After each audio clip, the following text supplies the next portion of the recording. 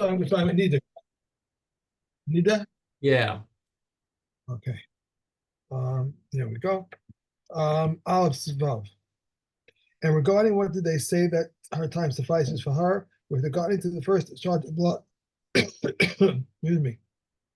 But with regard to the second discharge, she conveys tumor retroactively for 24 hours. But if she experienced the first discharge as a result of an external stimulation, that even for her second discharge, her time suffices for her. Even though they said that her time suffices for her, she is still required to examine herself, except for a Niddah and a woman who is observing her days of Tahar blood. Similarly, when she engages in marital relations, she must examine herself with examination cloths, except for one who is observing her days of Tahar blood, and a virgin whose bloods are Tahar. And twice each day she must make examinations in the morning and in the evening, and also when she prepares herself to have marital relations. Further obligated than they are Kohanim, where they wish to eat truma.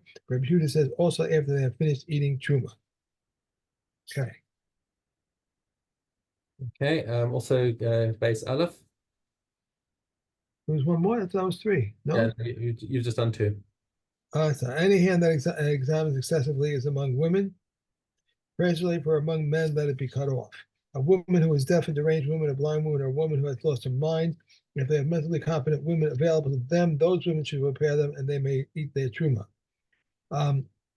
If the practice of the slaughters of the daughters of Israel, that they cohabitate with two examinations cloths be prepared, but one for the husband and one for the wife, and the pious women prepare for themselves a third examination cloth to prepare the house.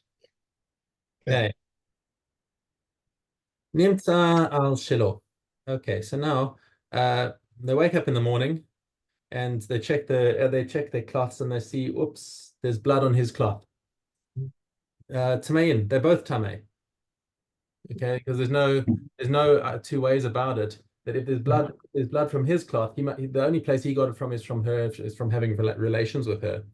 Then they're both tamei, and they have to bring a korban chatas for having relations while she was in Niddah. Okay. Now, just parenthetically, the commentary explains over here that this is only talking about if they had relations at a time when she was expecting to come on. Whereas if it was during the time when neither of them would have suspected that she would come on, and she had just had a freak early period, that's called an ones. And then they're both tamei, yes, but they don't have to bring a korban chatas. Okay, nimtzal shela. What happens if the blood is found on her cloth? Osyom.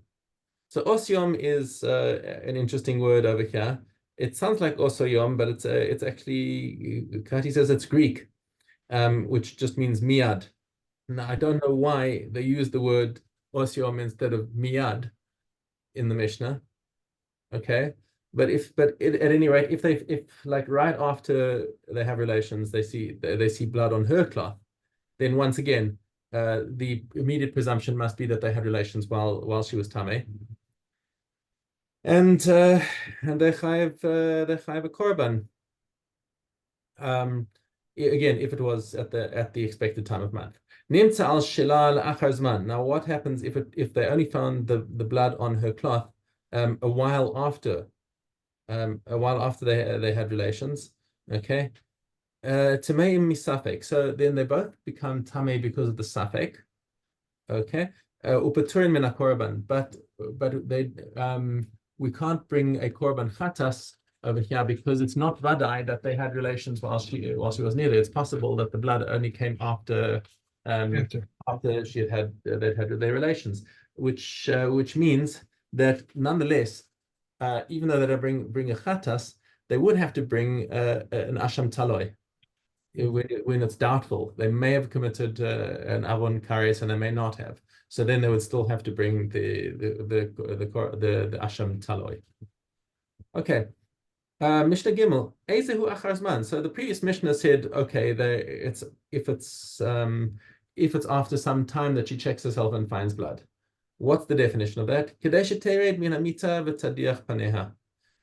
Enough time for her basically to get out of bed, go to the bathroom, and wash herself.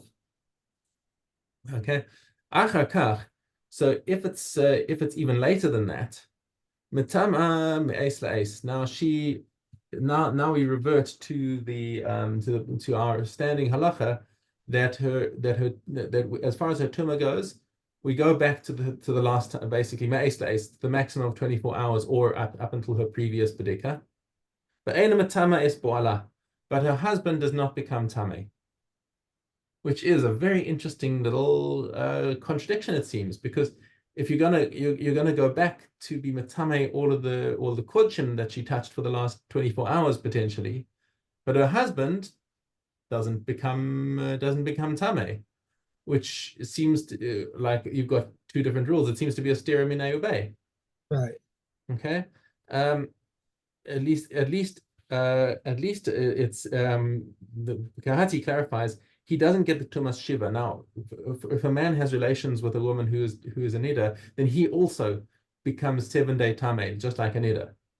Right. So Kahati points out that it says that she doesn't make him tameh for 7 days, but she does give him tumas erev, just like anyone who touches a niddah.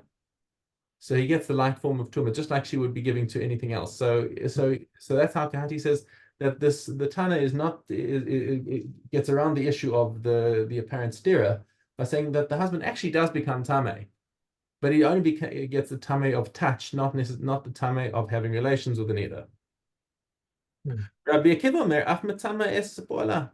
He says no. If we have to suspect that she's tameh for everything, then like he had relations with her in the last 24 hours.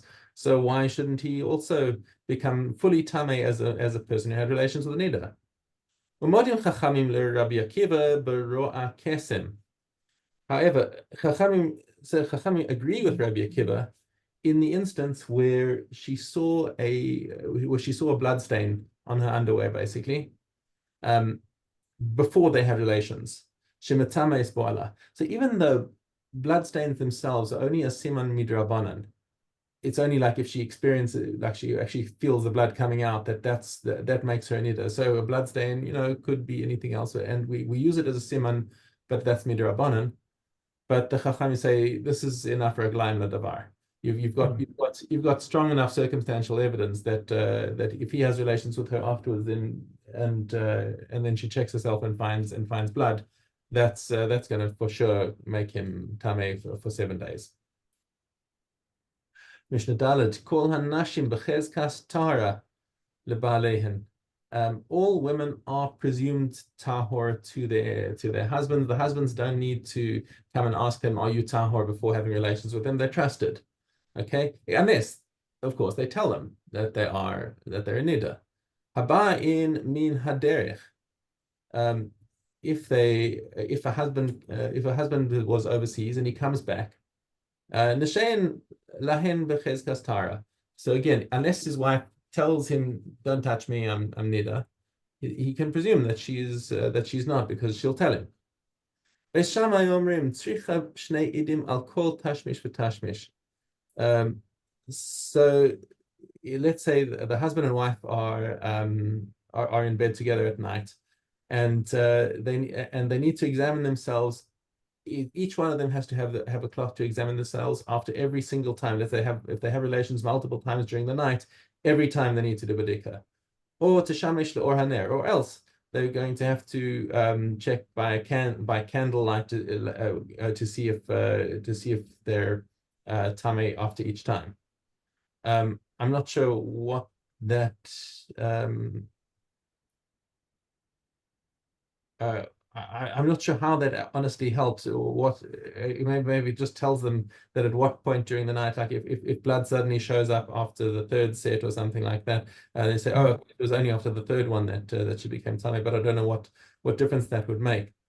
Beis Hillel omrim daya b'shnei idim kol halayla.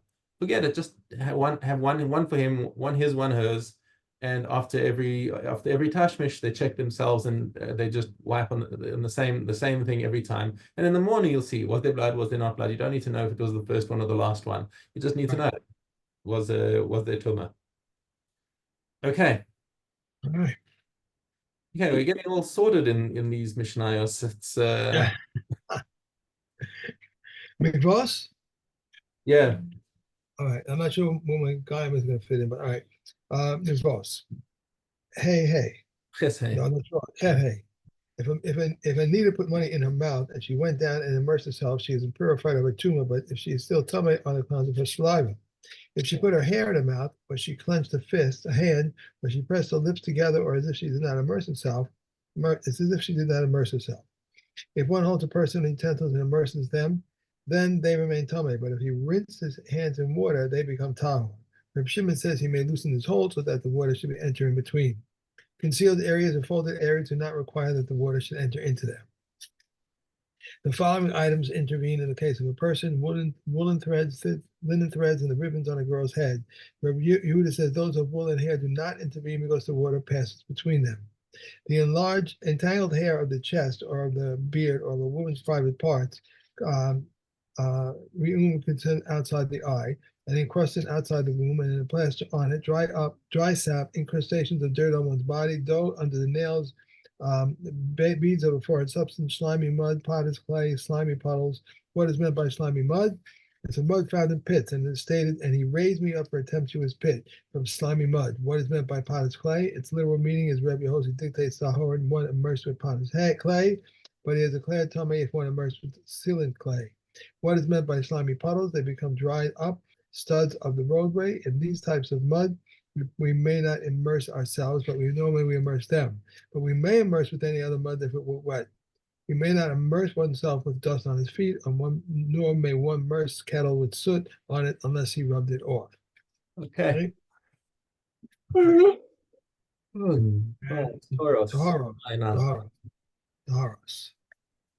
Taharos, and Zion Aleph. A potter who went down his pots and went down to drink, the inner ones are tahor, while the outer ones are tummy. Said Rabbi Yossi, when are these things said? When they are loose, but when they are bundled, everything is tahor. If one trusts his key to an Amaretz, the house is tahor because he trusted him with only the guarding of the key. If someone leaves an Amaretz in his house, if he left him awake and finds him awake, sleep and finds him asleep, or awake and finds him asleep, the house is tahor.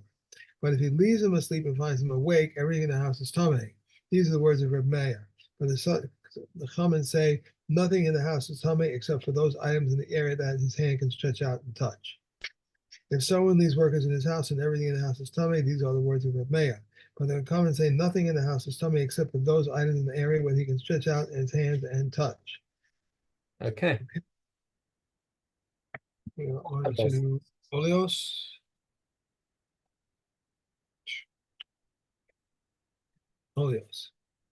Yud Chet Tet. Anti-movers are not subject to the law of dwellings of idolaters. Reb Shimon ben Gamliel says the law of dwellings of idolaters does not apply to a city that was destroyed. East Kisrin and West Kisrin are graves. They are a doubt concerning East Akko, and the sages declared it to be tahor, and Rebbe in his rabbinic court came to a vote on Kenny and declared it tahor. 10 places do not have the law of dwellings of idolaters: the tents of Arabs, hunts, lean-tos, storage huts, summer awnings, a guard shack, the open air area of a court, and a bathhouse, an armory, and a military camp. Okay, and one from Negaim. Oh, Negaim. Appearance of the Negaim are two that are four. Baharis is bright like snow. Secondary is like the lime of the sanctuary. Seis is like the membrane of an egg, and secondary to it is the white wool. These are the words of Meir. The sages say, Seis is like white wool. Secondary to it is like the membrane of an egg. Okay. And then we are on to Hulin. Okay. Yud base Gimel. If she was flying, as long as her wings touched the nest, he is obligated to send her away. If her wings do not touch the nest, he is exempt from sending her away. Then, if there is only one chick or one egg, he is obligated to send away the mother bird. As it is stated, a nest in any case. If they were fledglings to fertile egg or infertile eggs, he is exempt from sending away the mother bird, as it was stated. And a mother bird is sitting on the chicks or on the eggs, just as the chicks are visible. So must the eggs be visible, which excludes infertile ones, just as the eggs need their mother. So do the chicks need their mother, which excludes fledglings. If he sent her away and she returned, even 4 or 5 times, he's still obligated to send her away. As it is stated, you shall surely send her away. If one sins, I will take the mother bird and send away the young. He is obligated to send away the mother bird, as it is stated, you shall surely send away the mother bird. If he took the young and nurtured them and returned them to the nest, and afterwards the mother had bird returned upon them, he is exempt from sending them away. If one takes a mother bird while on her young, Rabbi Yehuda says he incurs a penalty of lashes, and he need not send her away. But the sages say he must send her away, and he does not incur the penalty of lashes. This is the rule. Any negative commandment that has been in a positive commandment, one does not incur the penalty or lashes for his violation. A person may not take the mother bird while on the young, even to purify him a Torah. Now, if concerning an easy commandment that involves the laws about an Isser, the Torah states, in order that it is good for you and you may live long. How much more does this apply to the difficult commandments of the Torah and the Torah? Adva Maseches Chulin. We have a Koros. Chorus. We have Sota and Zion Chet. In what manner was the Torah passage of the king read at the conclusion of the first day of Yom Tov on the Sukkot festival? For in the eighth Sukkot festival, the 8th year, at the conclusion of the 7th year, they make a wooden bema for him in the temple courtyard, and he sits upon it, as it is stated. At the end of 7 years, on the occasion of the attendant of the synagogue takes the Torah scroll, gives it to the head of the synagogue. The head of the synagogue gives it to the deputy, the Kohen Gadol, and the deputy Gadol gives it to the Kohen Gadol. The Kohen Gadol gives it to the king. The king stands up to accept the scroll, but reads it seated. King Agrippa stood up, accepted the scroll, and read while standing. When the common praised him. When he reached the verse, "You may not install a foreigner as king over you," his eyes flowed with tears. They said to him, "Do not fear, Agrippa. You are our brethren. You are our brother. You are our brother." He reads from the beginning of Devarim. These are the words until the verse beginning here. Then the passage is beginning here. It will come to pass if you will hearken. You shall surely tithe. When you have finished tithing, the biblical passage concerning the king and the blessings and curses until he includes the entire passage. Those blessings that the Kohen Gadol recites, the king recites, except for that he inserts a blessing regarding the festivals in place of the blessing regarding the forgiveness of sin.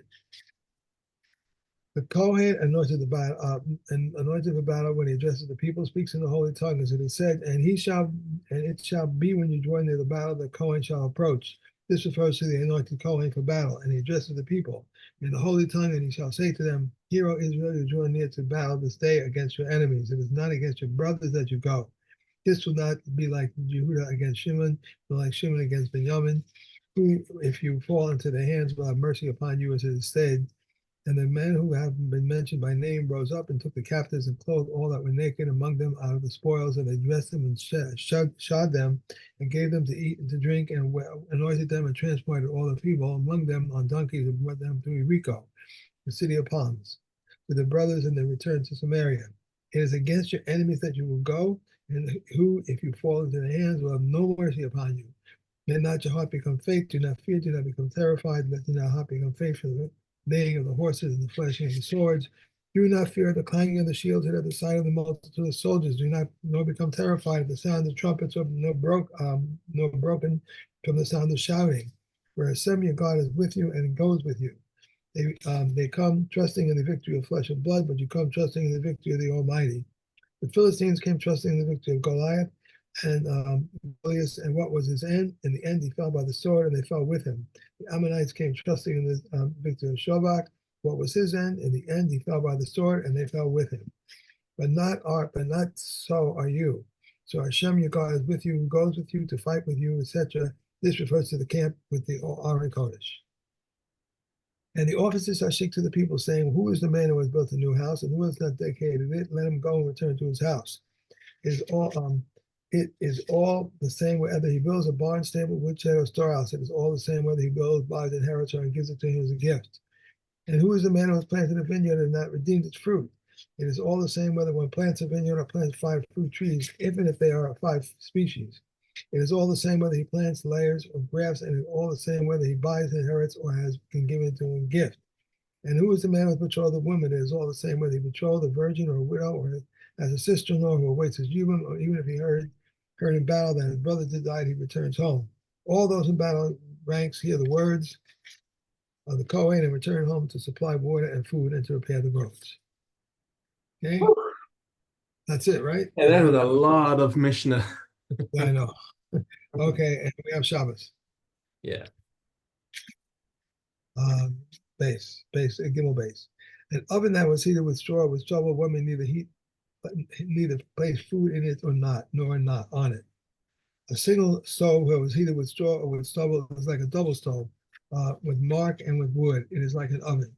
We may not place an egg beside a kettle for it to become slightly cooked, nor will we break it upon both scarves, but Rabbi Yossi permits this. Nor may one cover it in sand or in the dust of the roads in order that it be roasted. There was an incident. The people of Tiberias ran a pipe of cold water through a canal in hot springs. The comment said, if this was done on Shabbos, it is like hot water that was heated on the Shabbos. Namely, it is forbidden to bathe both bathing and drinking. If it was done on a festival, it's like hot water that was heated on a festival. Namely, it is forbidden for bathing but permitted for drinking. Malarium that was cleared of coals, we may drink from it on Sabbath. And Antica, even if it was cleared, we may not drink from it. Okay, that was it. All right. Yeah, hold on.